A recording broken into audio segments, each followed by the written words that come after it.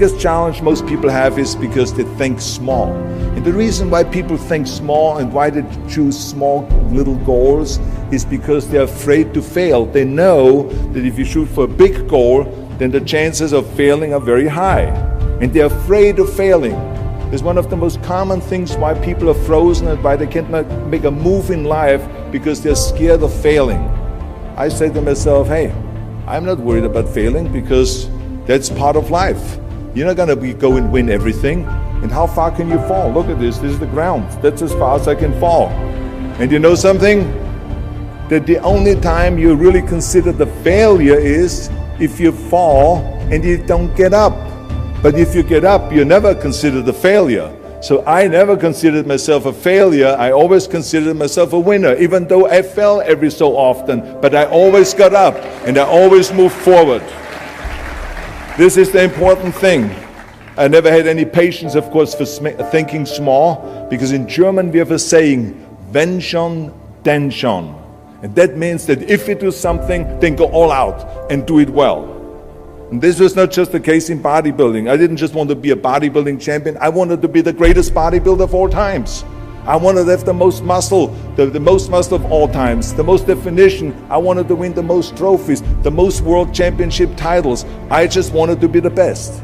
And the same is also in movies. I didn't just think about being in movies. No, I wanted to be a movie star. I wanted to have above the title billing. I wanted to become the highest paid entertainer. I basically wanted to be another John Wayne. What's wrong with that? And then the same is in politics. I didn't just want to go and be in politics and enter a race for city council. I mean, let's be honest, does that sound right? Schwarzenegger, city council? No, come on. Not even Schwarzenegger and mayor, no. It had to be Schwarzenegger running for governor, but not just any governor, but governor of the greatest state in the United States, of California. That was the important thing. I give you an example of thinking big. When I became governor, I wanted to rebuild California's ancient infrastructure. You see, America has been living off infrastructure that was built in the 50s and 60s, and it drives me absolutely insane that America hasn't started rebuilding that infrastructure. I mean, we haven't invested in new roads or in new transit, or in schools, or in energy, or anything like that for decades. The number of cars that we have now in America are 4 times as many as we had in the 60s. So therefore, we should be having 4 times as many freeways, 4 times as many tunnels, 4 times as many bridges and all this. But we don't. So this is why I wanted to get our act together and do the upgrading, at least in California. So when I talk about infrastructure, I didn't really want to just fix roads and fix and close some holes on the roads. I wanted to build massive freeways on top of freeways. I wanted to build the first high-speed rail in the United States. I wanted to build more bridges and more tunnels, more on-ramps and off-ramps. I wanted to see literally trains everywhere. Well, there was no excuse for Californians to get stuck in traffic, and there was no excuse really to send your kids in overcrowded classrooms in schools, and there was also no excuse that Los Angeles has a 100-year-old sewage system. That's shitty, I think. First, of course, some of the legislators looked at me like I was absolutely insane when I told them this vision. They were willing to spend maybe $5 billion, which of course is petty cash in compared to what my vision was. But so some politicians, of course, had a hard time to see the big picture because they didn't really ever travel outside California. So they haven't really seen big infrastructure. They haven't really seen big infrastructure all over the United States, or maybe in Asia, in China, or in Korea, or in Brazil, or in European countries, or here in Australia maybe. So they haven't seen that. And then of course there are other politicians that simply don't have a vision of the future past the next election, which is a common problem politicians have all over the world. So it was my job as governor to motivate them, and to take them and to see the traffic jams in Los Angeles, and to see the overcrowded classrooms, and to see all the problems that we have. That I kept pushing and pushing, and I pumped them up enough that eventually they saw the big picture. And eventually Democrats and Republicans came together, and we invested $60 billion to rebuild California's infrastructure, the biggest investment of our state in 50 years. So that's what we did, because we had a big vision and everyone bought in on this big vision. So remember, never think small, think big. My third rule is ignore the naysayers. I think it is natural that when you have a big vision and big dreams and you have big goals, that people are going to say around you, I don't think it can be done. I think it's impossible, or no. I tell you, I heard this all the time, but I want to tell you, don't ever let them stop you from dreaming and from shooting for the big goal. Because eliminate just simply those words, no, impossible, and it can't be done. I mean, in each one of my careers, when someone said it's impossible, I heard it's possible. When someone said it can't be done, I heard it can be done. And when someone said no, then I heard loud and clear, yes. So this is what I believed in. I am a big believer of what Nelson Mandela said. He said it always seems to be impossible until someone does it. And that's exactly what it is. And I wanted to be that one that does it. I wanted to break the new records, and I wanted to do something that no one else has ever done. So I think that's what you need to do. Don't ever be worried about that someone hasn't done it. Just think about how many times my career would have stopped. My career would have ended if I would have listened to the naysayers. I mean, it started right away when I was 15 years old and I became a bodybuilder. Right after that, when I said, I want to be a world champion in bodybuilding, I want to be Mr. Universe. They immediately said, are you crazy? You're in Austria. In Austria, you can become a ski champion or a bicycle champion or something like that, but bodybuilding is an American sport. Forget about it, that's nuts. Then when I wanted to move to America, they said again, it's impossible. You will never be able to do that. You have no money, you're all by yourself. And then when I wanted to go into show business, after I won 13 world championship titles in bodybuilding, I said, I want to be like Reg Park. I want to be a Hercules. I want to get into movies. Well, I tell you, when I met those agents and managers and studio executives, their reaction was, oh, Arnold, that is so funny. You want to be what, a leading man? Oh, come on. I mean, look, first of all, let's start with your body. Look at your body. I mean, you're overdeveloped. You're gigantic. You're like a monster.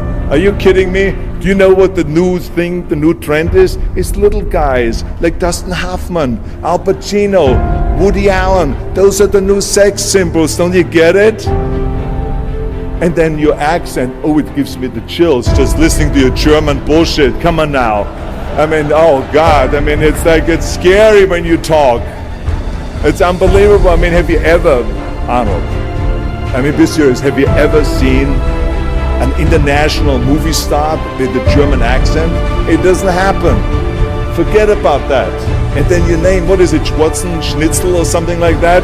Yeah, I can see that name already up there on the billboard. Yes, and people are going to storm the theater and the movie houses because Schwarzen Schnitzel is starring in the movie. Oh yeah, I can see that already. So that's what they said. They said to me, it says, look, forget about it, you're a nice guy. I mean, you're a bodybuilding champion. Why don't you open a gymnasium or a health food store or something like that? We can help you with that. And then we get you on the side some little parts, like maybe playing a bouncer. I mean, with your body, perfect. Or maybe a wrestler. I have a good idea with your accent, a Nazi officer. Now that's really great for you. I call my buddies over at Hogan's Heroes. I mean, they would probably use someone like you. So that's what they said. Imagine that. Everywhere I turned, they said, no, it won't happen, it's not going to happen, and forget about it. Luckily, I did not listen. I did not listen because I knew if I worked hard enough and if I worked as hard as I did in bodybuilding, 5-6 hours a day, that I will make it, that I could prove them wrong. And I started working very hard. I started taking acting classes, English classes, speech classes, dialogue classes, even accent removal classes. I ran around all day saying lines like, a fine wine grows on a vine. Because you see, we Austrians and Germans have a difficult time with the V and with the W and with the F, we get it all mixed up. So it was a fine wine grows on a vine. Or the sink is made out of zinc. And all those kind of lines. I said over and over, and you know something? All of a sudden, I got a little break. In the early 70s, I remember All of a sudden, I got a TV show, a little part, then another little part. And then all of a sudden, I got a phone call from Lucille Ball to be in her special Happy Anniversary and Goodbye, which was with Art Carney. I had this 6-minute scene as an Italian masseur. Now, most people don't know the difference between an Italian accent and the German accent, so I got away with my German accent. But I played this Italian masseur, and I was so delighted. And then right after that, I got a guest starring role in Streets of San Francisco with Michael Douglas and Carl Malden, and then Pumping On and Stay Hungry. And then, of course, I landed the big role as Conan the Barbarian. So finally, I got the big break. And you know what was so interesting about it was that as soon as we were finished with the Conan movie, we were out there on a promotion tour, and the director said at the press conference, the director is John Milius, he said, if we wouldn't have had Schwarzenegger with those muscles, we would have had to build one. Now think about that. Before it was this huge obstacle to have this body, and all of a sudden the director says, if we wouldn't have had Schwarzenegger with his body, we would have had to build one. Now what a turnaround. And then when I did Terminator, James Cameron said, which was really great, he said the "I'll be back" line became one of the most famous movie lines in history because of Arnold's crazy accent, because he sounded like a machine when he talks. So as you see, everything that the naysayers said was a liability became an asset. And the same was also in my political career. When I ran for governor, they immediately said, I shouldn't do it, it is a big mistake, it won't happen, I will lose, and all of those kind of things. And the rest, of course, is history. The bottom line is, if I would have listened to the naysayers, my career would have ended when I was 15 years old. I would be still yodeling in Austria, in the Alps, and I would not be talking here today to you. And the reason why I'm here today and talking to you is because I did not listen to you can't, or it's impossible, or no. So I just recommend to you very strongly, ignore the naysayers. My fourth rule is work your ass off. Nobody ever stumbled upon success by accident, except maybe the guy who found gold in California. But don't ever think that you can be that guy. I mean, you never want to fail because you didn't work hard enough. I always believed no stone unturned. Work your butt off. That's what I always believed. No matter what you do, work, work, work. I remember Muhammad Ali, one of my great heroes, had a great line in the 70s when he was asked, how many sit-ups do you do? He said, I don't know, because I start counting only when it starts burning. When it starts burning, that's when it starts counting. You see, that's what makes you a champion. It doesn't matter in what area you're in. No pain, no gain. The bottom line is, one of my rules, which is work your butt off. If you don't apply that rule, all the other rules won't mean anything. I mean, it drives me absolutely nuts when people say, I don't have time to work out. Haven't you heard that many times? I don't have time to work out, or I have worked so hard all day, I'm tired, I cannot work out anymore, or I cannot read another book, or I cannot improve myself, or I don't have time, or I work so hard that I cannot really improve my business, or I cannot grow as a person, or any of those things. What the hell are we talking about here? I mean, the day is 24 hours, you sleep 6 hours, so you have 18 hours left. I mean, I know there's some of you out there that say, well, wait a minute, I sleep actually 8 hours, but that's just sleep faster, okay? You didn't, I mean, let's not get bogged down with this stuff here. Listen, when I came to the United States, I remember that I trained 5 hours a day, every day, and I was managing a construction business, and I was a bricklayer, and I went to college also, and I took acting classes from 8 o'clock at night to 12 o'clock midnight. All of that in one day. Every day I did that. I did not worry about it. I knew that I had 24 hours and I didn't want to waste one single hour, because I believe of what Ted Turner said, who is one of the great entrepreneurs who started CNN and so on. He said, early to bed, early to rise, work like hell and advertise. So that's what I believe. Just remember, you can't climb that ladder of success with your hands in your pockets. You must work your ass off. It's that simple. And my fifth and last rule is, don't just take, give something back. Leave your mark on the world. I believe that we all have an obligation to do something for our community, something for our state, something for our country. We must serve a cause that is greater than ourselves, because we all know that in the end we will be judged not by how much we made, but by how much we give. Ever since America greeted me with open arms, I've had this sense of responsibility, and I felt obligated to give something back to America. Because I know that everything that I have accomplished is because of America. If it's my bodybuilding career, if it is my show business career, my political career, the money that I've made, my great family that I have, all of this is because of America. But I have to recognize the fact that America did not become the land of opportunity in this great country by itself. No, in history, people worked tirelessly in America. People fought and people died to make it the land of freedom and opportunity and the land of liberty. So now it is our responsibility, if we want to keep it the #1 country in the world, to work for that and to give something back to that country. And it doesn't matter if you're in America, or if you're in Australia, or if you're in China, or if you're in Japan, or in Italy. It is the same thing. You all have to give something back to your country, no matter where you're from. Now, I love the words of my father-in-law, Sergeant Shriver, who started the Peace Corps, the Job Corps, legal aid to the poor during the Kennedy and during the Johnson administration. He was the #1 public servant, and he always inspired me to become a public servant. He was one of my heroes. He said at Yale University at a commencement speech, he said to the students, tear down that mirror. Tear down that mirror that makes you always look at yourself. And you will be able to look beyond that mirror, and you will see the millions and millions of people that need your help. And I saw those millions and millions of people. And this is why I tried to take every opportunity that I could to give something back. I started training Special Olympians, people that were intellectually handicapped, to help them with weightlifting and powerlifting. I became the international powerlifting coach and the torchbearer for Special Olympics. Then later on, I joined the Simon Wiesenthal Center to fight prejudice, so we don't have the things happening again as we had during the Second World War, during the Nazi Reich. And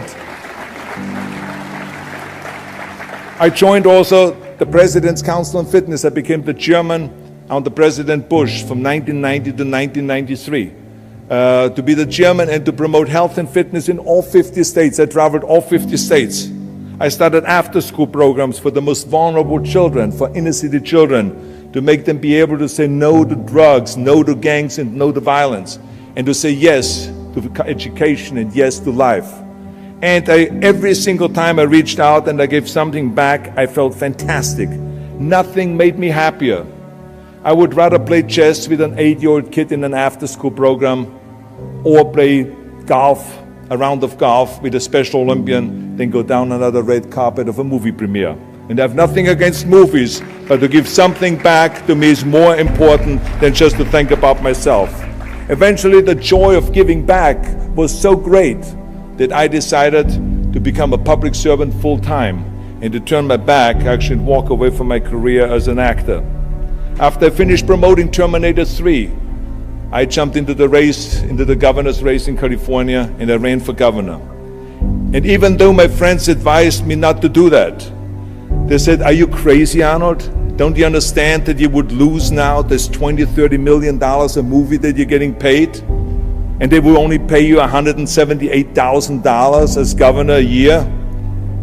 Well, I didn't care, because I knew that all the money that I've made and to be in that position in the first place to make this money is because of America. It was time to give something back.